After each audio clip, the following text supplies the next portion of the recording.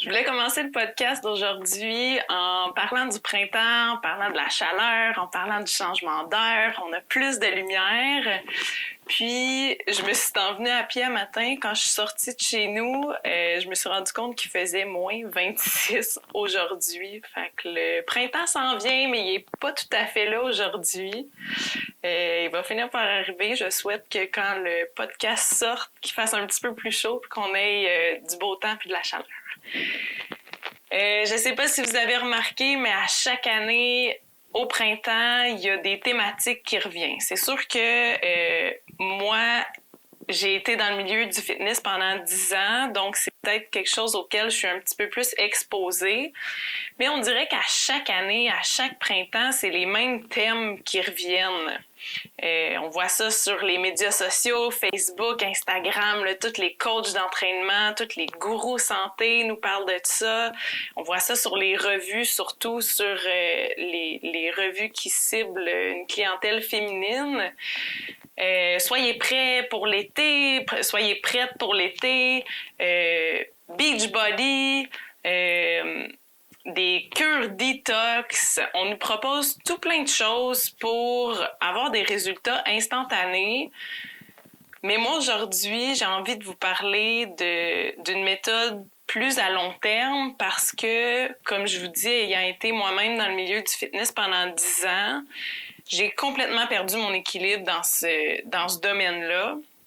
Puis, depuis ce temps-là, je suis vraiment plus à la recherche de solutions axées sur le long terme, des résultats sur le long terme pour maintenir ma santé optimale longtemps, tout le temps, plutôt que de viser les objectifs demain matin, d'atteindre mes objectifs demain matin. Donc aujourd'hui, je vous parle du sommeil. Je vous donne mon top 10 des trucs, conseils, astuces que vous pouvez appliquer dans votre vie pour optimiser votre sommeil. En changeant votre sommeil, vous allez voir toute votre vie changer parce que selon moi, le sommeil est à la base. Et si ton sommeil n'est pas optimal, ton alimentation ne sera pas optimale, ton système hormonal, ton système digestif, ton corps au complet va être complètement débalancé. Donc aujourd'hui, 10 trucs pour optimiser ton sommeil. Bienvenue au podcast Sanadora. Sanadora est une plateforme qui t'offre des outils pour développer ton plein potentiel. Je te transmets mes connaissances en activité physique, en massothérapie et en yoga pour te démontrer l'accessibilité d'un mode de vie sain. Je reçois également des professionnels du mindset, de la santé et de tout ce qui englobe le bien-être. Si tu es à la recherche d'équilibre à travers la performance et l'atteinte de tes buts, t'es au bon endroit, j'ai les outils pour toi.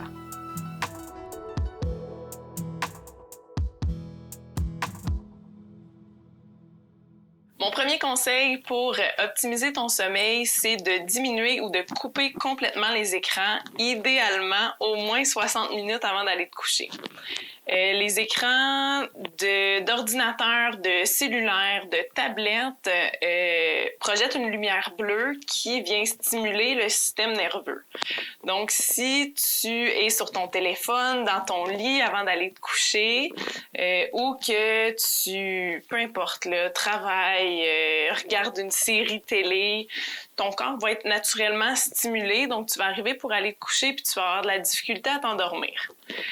En plus, si tu écoutes justement des séries télé je n'aimerais pas de séries en particulier, là, mais vous allez comprendre l'image. S'il y a des zombies, s'il y a des vikings, que c'est super violent, super stimulant, puis que t'arrives pour te coucher, puis là, t'as juste ces images-là en tête, tu sais, des affaires de fantômes que moi, je suis comme ça, là, je suis pas capable d'écouter ça avant de me coucher. Le pire, c'est les affaires d'esprit puis de fantômes. Si j'ai le malheur d'écouter ça, même à 8 heures le matin, j'arrive le soir dans mon lit puis j'ai peur qu'il y ait ça dans ma chambre. Fait que si tu te couches puis t'es encore en train de te penser comme un spartiate ou d'imaginer qu'il y a des fantômes dans ta chambre, ben ton sommeil il sera pas idéal, puis ça se peut que tu aies de la misère à t'endormir. Donc, en plus de la lumière bleue des écrans, si tu écoutes des choses qui vont te stimuler, ben ça va te donner de la difficulté à t'endormir. Donc, je te suggère d'aller plus vers des activités douces qui m'amène à mon deuxième point, qui est de créer une routine pré-dodo. Donc, pour les parents qui écoutent le podcast, je suis persuadée que vous faites ça avec vos enfants parce que les enfants ont besoin d'une routine, ils ont besoin d'une structure.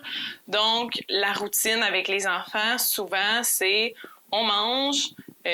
Pour les enfants qui sont un peu plus vieux, on fait les devoirs. Pour les plus jeunes, ben on va jouer un peu, on va prendre un bain, on va lire une histoire. Puis après l'histoire, c'est le dodo.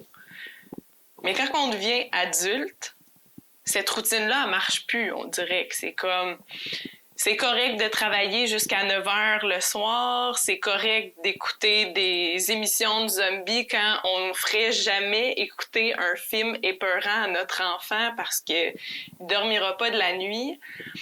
Mais quand on est adulte, ça change pas ces choses-là. On reste qu'on a besoin d'un moment de détente parce que notre cerveau fonctionne encore un peu comme dans le temps des cavernes. Si ton cerveau est super stimulé puis que tu te sens sur le mode défense, attaque, tu seras pas capable d'aller te coucher puis de te détendre puis de te reposer. Donc, il faut que tu mettes ton corps dans ce qu'on appelle le mode parasympathique. Donc, plutôt que d'être en mode « il y a un tigre dans ma caverne, il faut que je le tue, il faut que je l'abatte pour ma sécurité », ben, on va aller dans le mode plutôt détente, relaxation, de créer une routine de dos, justement. Le bain, ça fonctionne pour les enfants, ça fonctionne pour les adultes aussi. Donc, prendre un bain, de venir se détendre. On peut utiliser des huiles essentielles dans son bain, comme la lavande, par exemple, qui va venir calmer le système nerveux, puis va amener le corps vers la détente.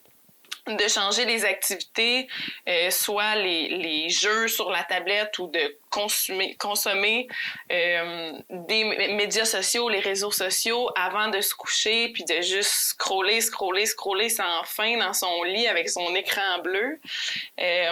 De changer ça pour de la lecture dans un livre ou encore sur un e-book qui va avoir une lumière adaptée à ça. Habituellement, les e-books ont soit une lumière justement qui est adaptée, qui n'est pas une lumière bleue, ou il va avoir une option, on a ça sur les téléphones, l'option nuit ou veille, qui change la luminosité de l'écran d'une lumière vraiment bleue agressive à une lumière un peu plus jaunâtre, un peu plus douce. Donc, d'activer ce mode nuit-là, si on a affaire sur notre téléphone, notre tablette, même sur les ordinateurs, je pense que ça se fait. Donc, si on a absolument à être sur les écrans, d'activer ce mode-là, mais idéalement de faire une routine de dos où on va venir tamiser les lumières, on va faire des activités plus calmes, du dessin, de la lecture, prendre un bain. On va vraiment amener le corps vers la détente. Puis là, c'est sûr que ça peut être difficile pour certaines personnes qui sont habituées d'écouter 3 heures de leur série préférée qui est hyper stimulante à là s'imaginer que moi je veux qu'ils méditent pendant 1h30 avant d'aller se coucher. C'est pas le point. Justement, on veut faire des changements progressifs qui vont être possibles de garder sur le long terme. Donc, si tes habitudes, c'est d'écouter justement 3 heures de ta série préférée, ben écoute 1h30, puis coupe plus tôt avant d'aller te coucher, puis change pour une activité plus relaxante, plus de détente, coupe les écrans, profite-en pour passer du temps avec les gens à la maison si tu partages ton espace avec d'autres personnes. Donc, de créer cette routine-là aussi, ça va aider ton corps à se mettre dans le mood d'aller se coucher. Donc, dans cette routine-là, on veut aussi intégrer des heures de lever et de coucher qui vont être les mêmes idéalement à tous les jours, même la fin de semaine. Encore là, ça peut être un gros défi pour plusieurs personnes, mais on n'est pas obligé de commencer à se coucher à 8 heures le samedi soir. On peut commencer progressivement du lundi au jeudi, vendredi, puis essayer la fin de semaine de mettre un cadran le matin pour pas se lever à 11h midi pour tout décaler son cycle aussi. Donc, de se lever à des heures régulières, ça peut nous aider. Troisième point, l'alimentation va entrer vraiment en grande ligne de compte dans l'optimisation du sommeil. Dans le deuxième point, je vous parlais de la routine pré-dodo. Dans cette routine-là, on voudrait mettre le repas pas trop proche du coucher non plus. C'est sûr que là, encore là, ça dépend de nos horaires, des horaires familiales, obligations familiales, mode de vie. Il y a des gens qui sont habitués de manger plus tard, d'aller se coucher directement après.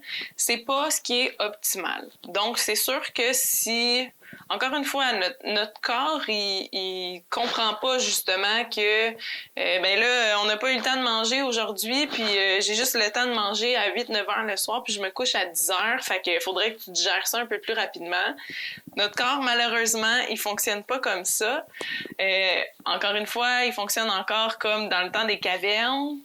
Ton corps, quand il est occupé à digérer, ça prend de l'énergie, puis ça va venir troubler ton sommeil. Donc, si tu as mangé un gros repas ou si tu as mangé très près de l'heure à laquelle tu vas te coucher, ton corps, son énergie est sur la digestion, puis ça va venir perturber les autres systèmes du corps.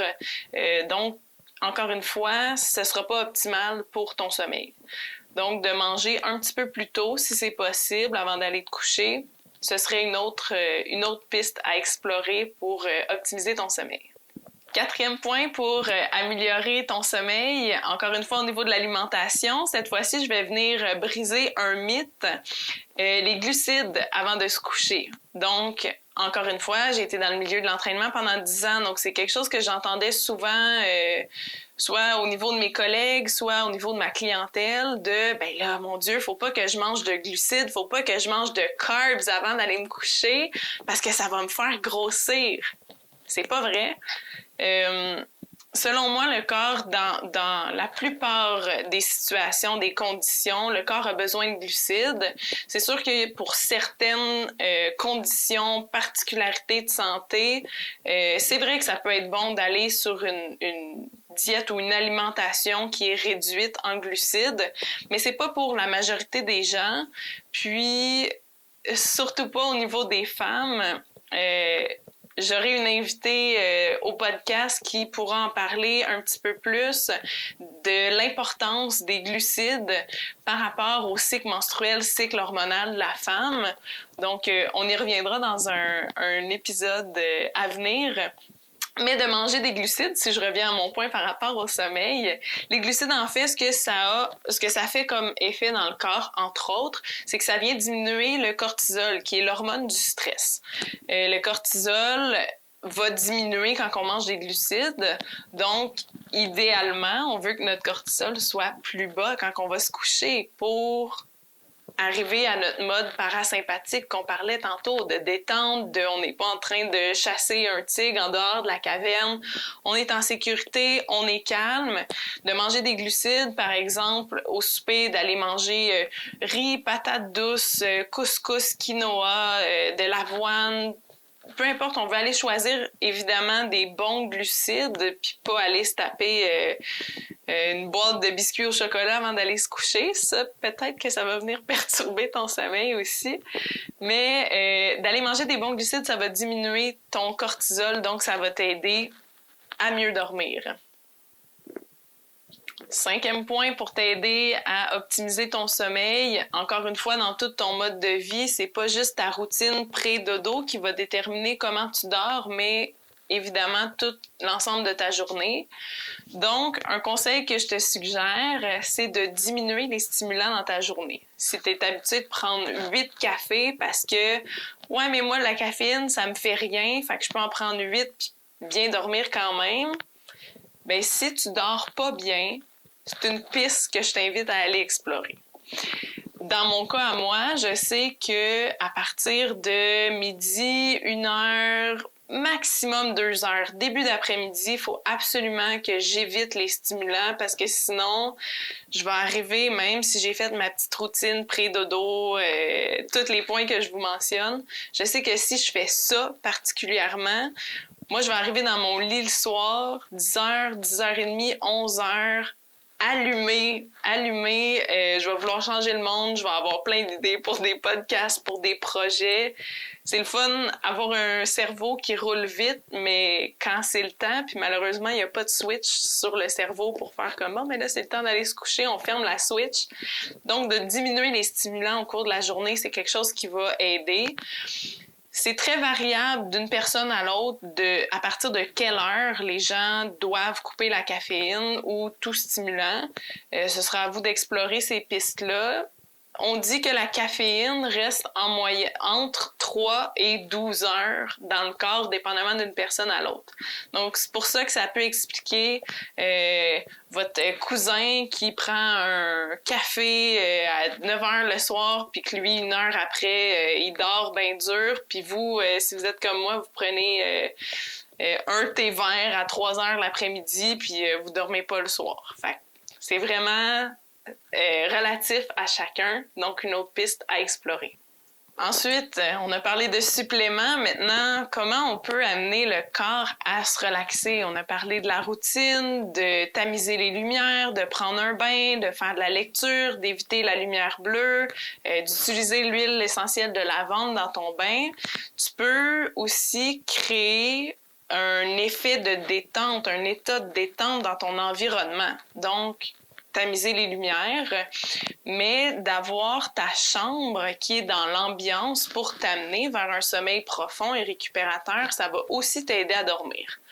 Donc, si tu es habitué d'étudier, de lire, de travailler, de te chicaner dans ta chambre, quand tu vas arriver pour te coucher le soir, tes souvenirs ou ton cerveau va avoir associé cette pièce-là à ces événements-là. Donc, sépare complètement cette pièce-là. Garde ta chambre pour ta vie sexuelle et ton sommeil seulement. Donc, en faisant ça, tu vas arriver le soir, puis tu n'auras pas des idées de job ou tu vas peut-être avoir moins d'idées de job qui vont te venir en tête parce que tu n'auras pas passé ta journée à travailler assis dans ton lit, par exemple. Donc, de créer une atmosphère calme dans ta chambre, d'utiliser seulement pour le sommeil, d'utiliser les huiles essentielles. Donc, tu peux te procurer un diffuseur que tu vas mettre dans ta chambre, diffuser de la lavande. Moi, je suis pro-lavande, j'en mettrais partout. Ça aide à calmer le système nerveux. Donc, tu mets quelques gouttes dans ton diffuseur, une demi-heure, 45 minutes avant d'aller te coucher, puis tu te couches, puis ça peut t'aider à relaxer. Tu peux mettre des gouttes d'huile essentielle sur ton oreiller aussi, ça va aider. Assure-toi également que ta chambre soit complètement noire, donc d'avoir des rideaux opaques. Encore une fois, pour que ton corps tombe en mode parasympathique et se détende complètement. Puis, tu peux diminuer aussi la température de quelques degrés dans ta chambre pour amener à plus de détente, plus de confort. Tu ne te réveilleras pas parce que tu as chaud pendant la nuit. Pour continuer dans l'optique de détente, de préparer ton corps au mode parasympathique, dans ta routine pré-dodo, tu peux intégrer les tisanes. Donc, il y a plusieurs herbes naturelles qui vont t'aider à calmer ton système nerveux.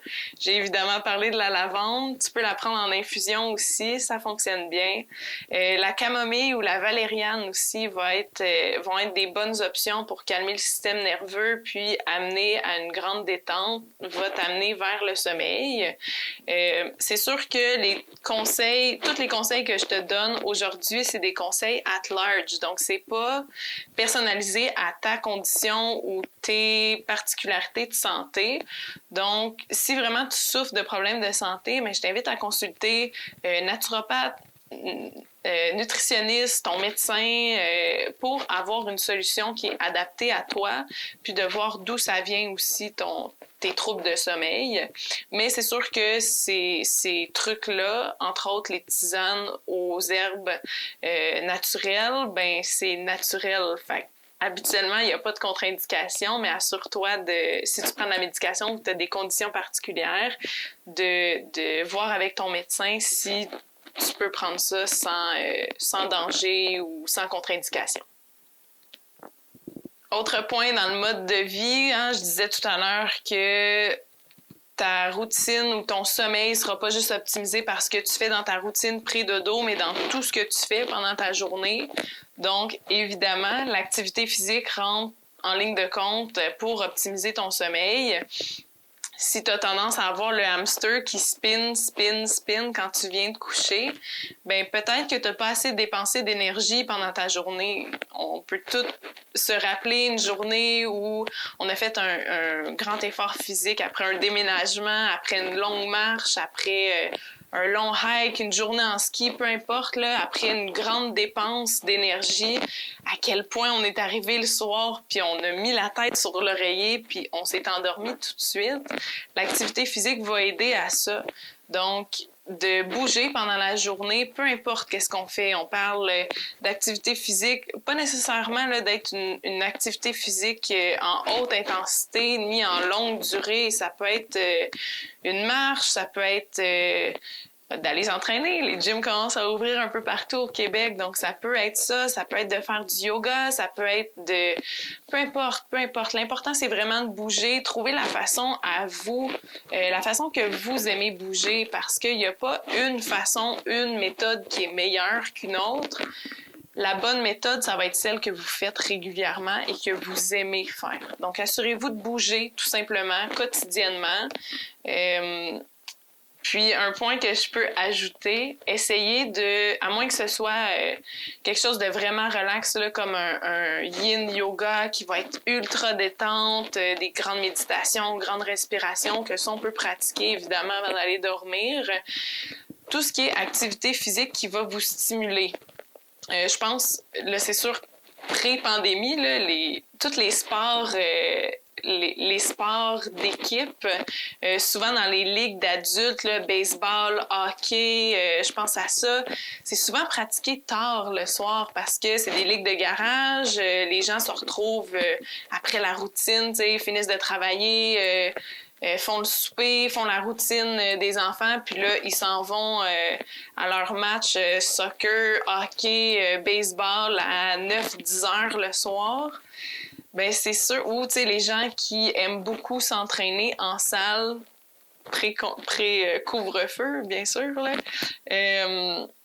De s'entraîner tard, par exemple au gym, d'aller faire un gros entraînement à 8, 9, 10 heures le soir, puis après ça, essayer d'aller te coucher, ça va perturber ton sommeil parce que tes hormones, ton corps va sécréter du cortisol, l'hormone du stress qu'on a parlé tout à l'heure, de l'adrénaline. Tu vas arriver chez vous, puis là, tu vas être vraiment high, puis là, tu vas avoir de la misère à dormir. Mais c'est normal. On veut que tu pratiques de l'activité physique, mais idéalement, surtout les activités de haute intensité, on veut les pratiquer plus tôt dans la journée.